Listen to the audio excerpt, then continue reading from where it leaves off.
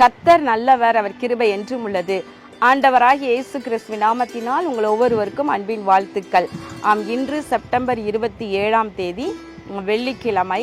இந்த நாள் உங்களுக்கு ஆசீர்வாதமான நாளாக இருப்பதாக. விசேஷமாக நாளைய தினம் நம்முடைய ஆசீர்வாத டிவியினுடைய உபவாச கூட்டம்.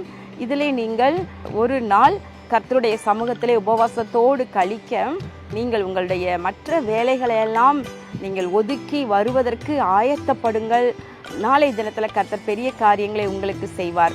இன்றைக்கான நமது தியானத்திற்கான வசனம் லேவியராகமம் 26வது அதிகாரம் 8வது வசனம்.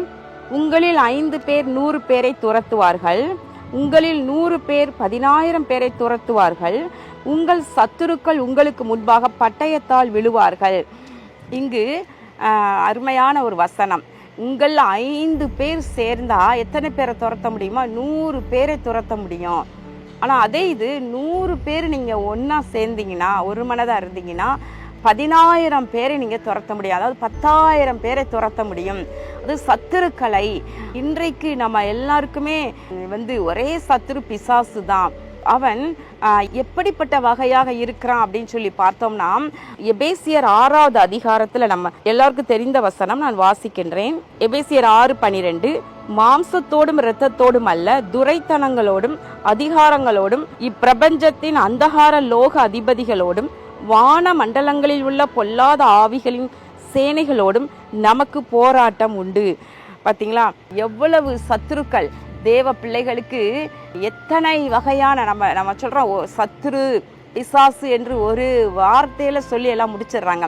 ஆனால் எப்படிப்பட்ட வகையாக இருக்குது என்பது வசனம் அழகாக நமக்கு பிட்டு பிட்டு சொல்லுகின்றது. பார்த்தீங்களா, அதிகாரங்கள் இருக்குது, துரைத்தனங்கள் இருக்குது, அந்தகார லோக அதிபதிகள் இருக்குது, வான மண்டலத்தில் உள்ள பொல்லாத ஆவிகள் இருக்குது.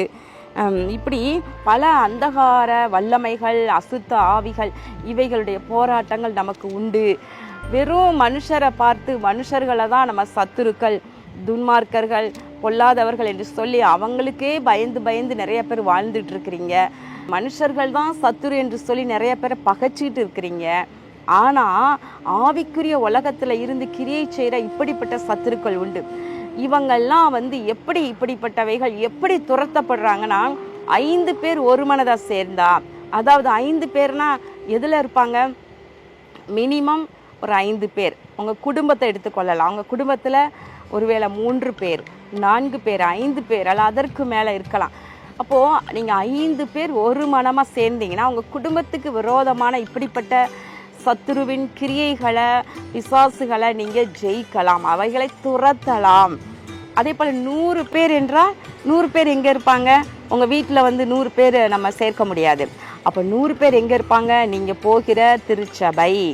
அப்போது திருச்சபையில் பரிசுத்தவான்கள், தேவ பிள்ளைகள் எல்லாரும் சேர்ந்து ஜெபிக்கும் பொழுது அப்போ பார்த்தீங்கன்னா 10,000 பேரை துரத்துவீர்கள்னா, அப்போது இப்போ அந்த அளவுக்கு அதிகமான அசுத்த வல்லமைகளை, சத்துருவின் போராட்டங்களை நீங்கள் துரத்த முடியும், ஜெயிக்க முடியும் பிசாசுகளை.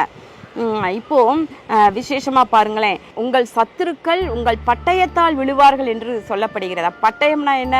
அப்போ பழைய ஏற்பாடு காலத்தில் பட்டயம்னா பெரிய கத்தி வச்சுட்டு அவங்க எதிராக யுத்தம் பண்ணுறவங்கள அவங்க துரத்துவாங்க. ஆனால் இன்றைக்கு நம்ம கையில் ஒரு பட்டயம் இருக்குது இருக்கியா? இந்த பார்த்தீங்களா, இதுதான் என் கையில் உள்ள பட்டயம். உங்கள் கையிலையும் இருக்குது. பாருங்க, எபேசியர் 6வது அதிகாரம் 17வது வசனம் பாருங்களேன். இரட்சணியம் எனும் தலை சீராவையும் தேவ வசனமாகிய ஆவியின் பட்டயத்தையும் எடுத்துக்கொள்ளுங்கள். பட்டயம்னா என்னன்னு புரிஞ்சுக்கிடுச்சா? இருபுறமும் கருக்குள்ள பட்டயம் என்று வசனத்தை, கர்த்தருடைய வார்த்தையை குறிக்கின்றது.